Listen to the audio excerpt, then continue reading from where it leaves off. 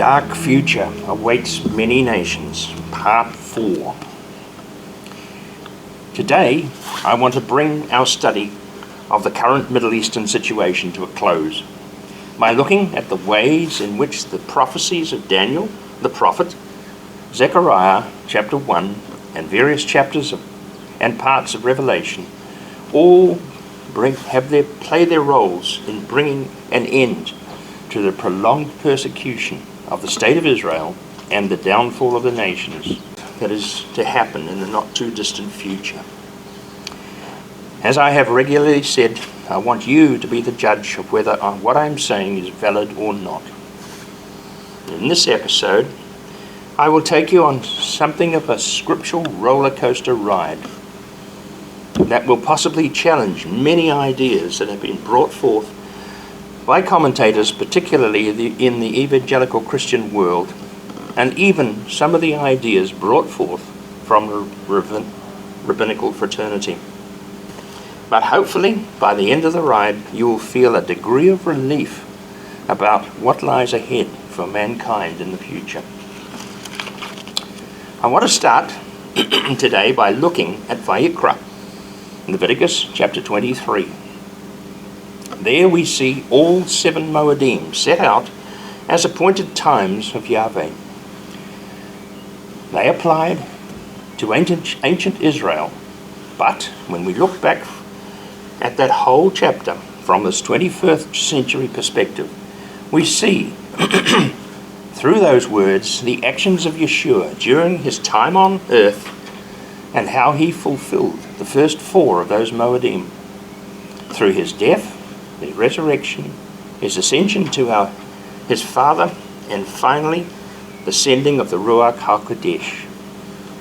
And just to recap briefly on the first parts of the chapter, the spilling of his blood fulfilled the Moed of Pesach, with his sinless body reflected through the week of Matzah, where we ourselves remember on the 1st and 7th day, which is of course a holy convocation or a sacred assembly. The 3rd Moed was fulfilled on the 18th day of Aviv in 30 CE, on the day known as Bikurim, or the 3rd day of first fruits, on which Yeshua, following his resurrection the previous afternoon, ascended into the presence of his Father in heaven and was given all authority in heaven and on earth. Then at his final departure, he warned the 12 not to leave Jerusalem, or Jerusalem, because on the 50th day after Bikurim, they would be once again celebrating Shavuot. That was when, of course, the Ruach HaKodesh descended in the form of tongues of fire that alighted upon all the faithful ones that were gathered in the temple courts for the celebration of Shavuot. That was the fulfillment of the 4th Moed in Vayikra chapter 23. That leaves only 3 fall festivals yet to be fulfilled at the time of his return. The first one is Yom Teruah, which of course is the day of shouting, and also the day when God's shofar will be sounded, and all who have been called and chosen by Yeshua during the last 2 millennium will be lifted up to meet him in the air. As I say, they and we, because those who've died, united with the Messiah, will be the first to be taken, and we who are living will be transformed in the twinkling of an eye. Yom Teruah is then followed 10 days later by Yom Kippur, which has always been the Day of Atonement for Israel. The 10-day period between Yom Teruah and Yom Kippur, I believe, will be the period spoken about in Revelation chapter 2, verse 10, where our works will be tested as spoken about by Shaul in 1 Corinthians chapter 3, verse 8 to 15, where he speaks about all the things being tested by fire.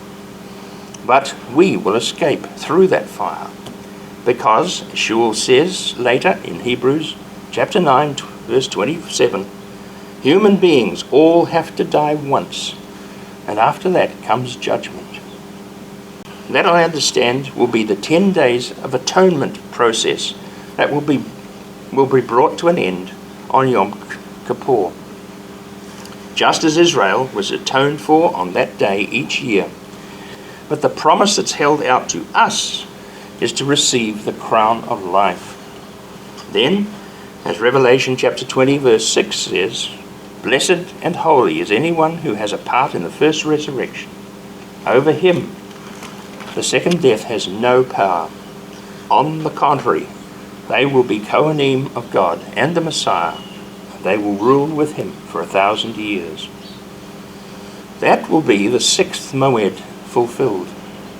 It will also be the consummation of the marriage between Yeshua and his bride.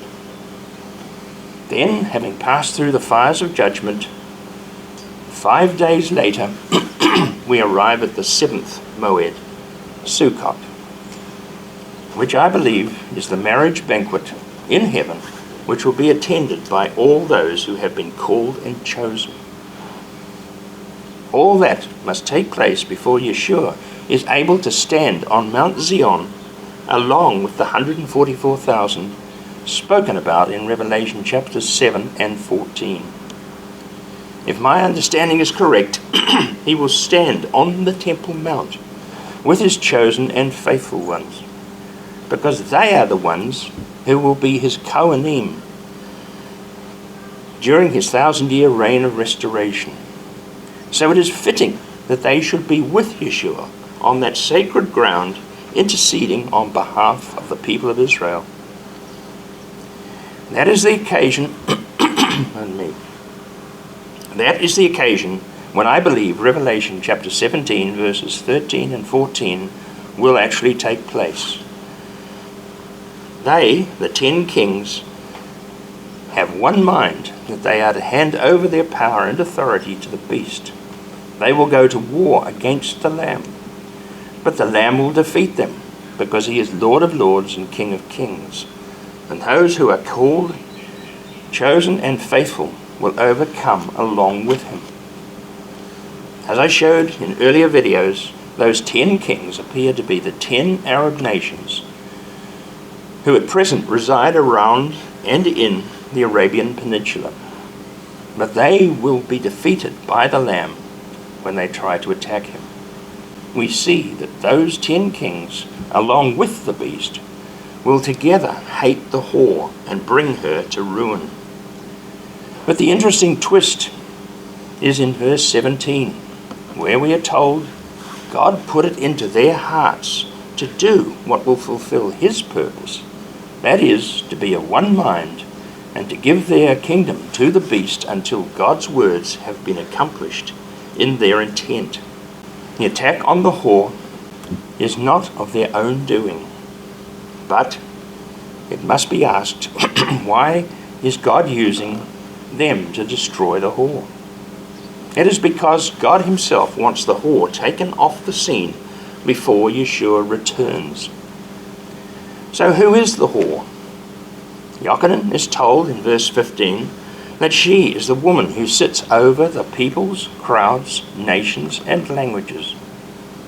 She is not spoken about as a human woman, but rather she appears as a series of religious ideologies that ride the nations of the world.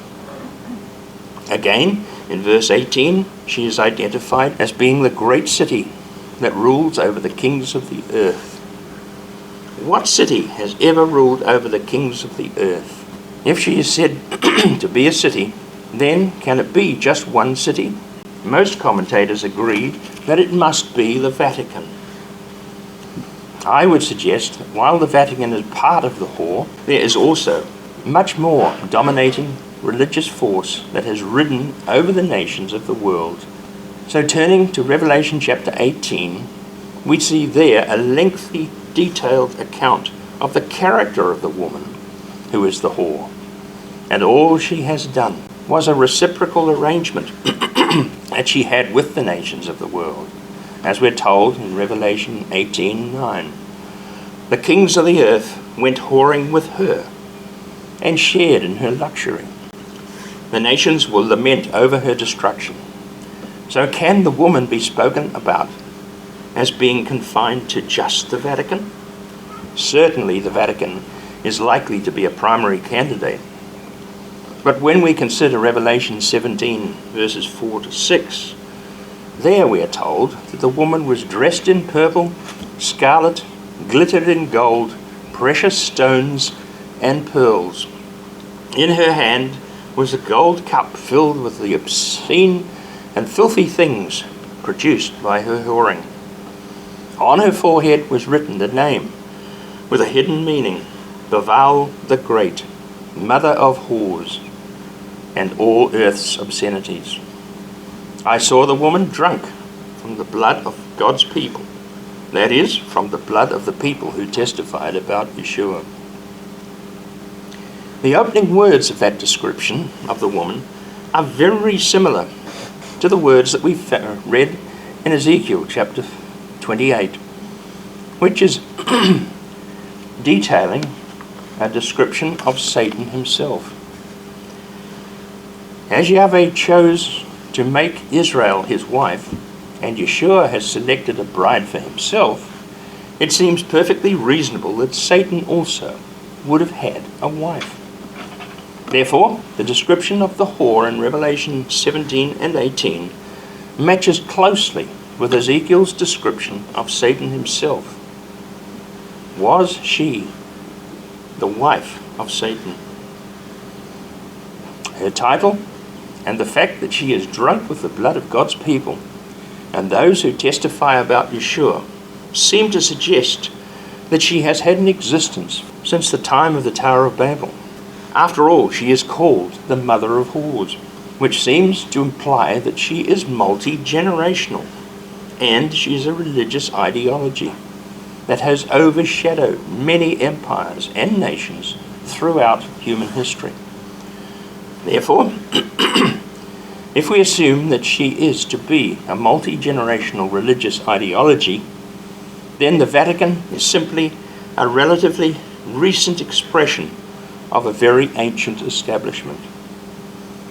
If she is in fact the wife of the adversary, she has been working to manipulate the nations throughout the period of human history. The whore has manifested herself in many different forms through time, but all the while she has been deluding the nations through her whoring religious ideology. Is that not typical of the strategies of Satan himself? So what is a religious ideology? The Oxford Academy defines it as a neutral term, meaning the way in which the cultural processes are used to shape and guide social and political behavior. So when we apply that definition to the world between, say, for example, World War II and 2017, we see that there has been two definitely and diametrically opposite expressions of religious ideology, and both have been hard at work in society. The religious ideology of the Western world was founded on the teachings and doctrines of Christendom, which have over recent years, and particularly since 1967, become less and less apparent, and has progressively been replaced by a decadent slide into excessive self-indulgence and moral decline of the Western world, while the opposite has been occurring in the world of Islam, where under Sharia law, where it has been practiced and expressed as the form of religious piety, assumed ideal basis upon which society should be founded. As the self-indulgent Western cultures have declined into a universal peace and freedom in nearly every aspect of life, we see the exact opposite through Sharia law. The latter is enforced through brutal jihad against anyone at all who will reject the principles of Sharia law, and death is imposed on anyone who dares to rebel. the most fanatical outworking of that type of regime was the attack on the southern portion of Israel by Hamas on the 7th of October 2023, which was imposed primarily on the decadent Nova festival that was in full swing on what was have to have been one of Israel's most holy days.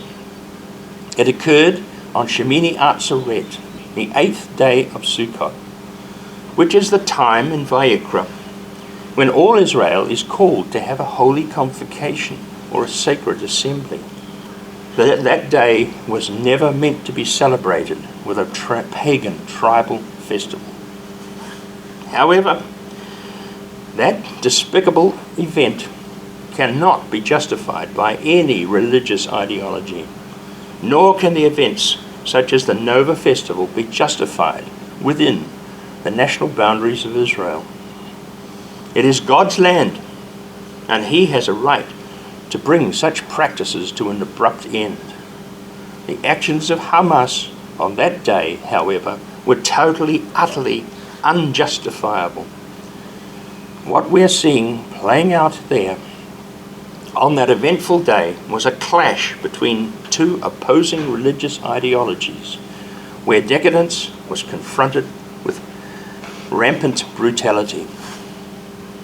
So coming back to the words of Revelation chapter 17, verse 17, we see that God will bring an end to not only the decadent practices of the world of the West, which regrettably modern Israel have followed. There will come an end also to the pious jihadi mindset of the fanatics of the Islamic regime. Not only will God take down the whore that rides the nations by using the 10 kings, He will also take down all the nations that are still in power when Yeshua finally returns. That takes us back to the words of Daniel the prophet in chapter 2, where he foretold what would ultimately happen to the statue of Nebuchadnezzar, Nebuchadnezzar saw in his dream. As verse 34 and 35 say, "As I watched, a stone separated itself without human hand, struck the statue on its feet made of iron and clay, and broke them into pieces. Then the iron, the clay, the bronze, the silver, and the gold were all broken into pieces, which became like chaff on a threshing floor in the summer. The wind blew them away without leaving a trace. But the stone which struck the statue grew into a huge mountain that filled the whole earth." Those are powerful words which can only be fulfilled when the 6th seal of Revelation is opened. At that time, when Yeshua comes as the conquering king, all the nations represented in the statue will not only be broken to pieces, but they will also become like chaff on the threshing floor. They will be blown away without a trace.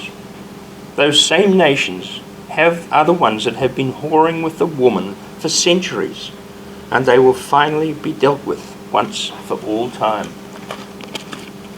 Like chaff on the wind, they will be scattered as dust, which will include not only the nations of the West, but also those of the East. All those that have at some time in history taken it upon themselves to chastise the people of Israel without being called to do so by God Himself will pay a very heavy price. Such will be the natural catastrophes that will be visited upon the whole planet Earth. It will doubtless take generations for the world to recover. But because Yeshua must start His rulership with a clean slate, it may well be that the angelic realm will be responsible for restoring the planet back to the place where it can be repopulated with both humans and animals. As Kefa, to whom Yeshua had given the keys to the kingdom, wisely began his second letter to the first century Messianic community by saying in 2 Kefa, Peter, chapter 3, verses 1 and 2. Dear friends, I am writing to you this second letter. But in both letters I am trying to arouse you to wholesome thinking by means of reminders, so that you will keep in mind the predictions of the holy prophets and the commands given by our Master and Deliverer. He then goes on to warn us not to become like the skeptically minded people of this age, who Kefa warns about in verse 4 when he says, during the last days scoffers will come, following their own desires and asking, where is this promised presence of his? For our fathers have died, and everything goes on just as it was since the beginning of creation. What does the scientific community say about the history of the planet? They speak in terms of billions of years, saying that everything has evolved from single cells, and many even believe that there has never been a divine force in control. But Kefa challenges their line of reasoning in verses 5 and 6 by saying, wanting so much to be right about this, they overlook the fact that it was God's word that long ago there were heavens and there was land which rose out of the water and existed between the water and the water. That means, and by that means, the world of that time was flooded with water and destroyed. Now, unpacking those words, we see that the planet was prepared for habitation by human beings by the angelic force, which prepared the planet for us. But because many of those same angels became corrupted by the adversary, it became necessary for God to destroy not the planet, but the world and the civilization upon it, by sending the flood of Noah. At that stage, the whole surface of the planet was wiped clean and lay under water for 150 days, until the waters receded and the dry land began to appear. Civilization, as we know it today, has existed since that flood. So it follows that when Yeshua returns, he will wipe that same planet clean, but not destroy the planet. Yeshua also told Yochanan in Revelation just what will occur in the opening of the sixth seal. As we read in Revelation chapter 6, verses 12 through 17, there are going to be many natural conflagrations that are going to destroy civilization as we know it today. People will hide themselves in caves. They'll beg the mountains to fall upon them because they cannot face the fury of the God of the universe. But all that must occur together along with the plagues that will be visited on the whole world in accordance with other chapters in Revelation, which we'll consider at another time. But needless to say, the catastrophe of that time will be such that it will take time for the surface of the planet to rejuvenate. That time period is not specified anywhere in Scripture, but we can rest assured that Yeshua will restore all things progressively during his reign, 1,000-year reign, and the rest of humanity in the second resurrection will be resurrected onto a renewed planet. That whole restoration process will be overseen by the sons of God, as spoken about by Shaul in Romans chapter 8, verse 19. As we read in Yesha'yahu, or Isaiah 65 through 17 and 17. For look, I create new heavens and a new earth. Past things will not be remembered. They will no longer be brought to mind. This world today will be left behind like chaff blown away in the wind. Yesha'yahu continues in verses 18 through 25 to explain what the restored world will be like under the rulership of Yeshua. Then turning to Yesha'yahu 66 verse 18, he says, the time is coming when I will gather together all the nations and languages. They will come and see my glory, and I will give them a sign.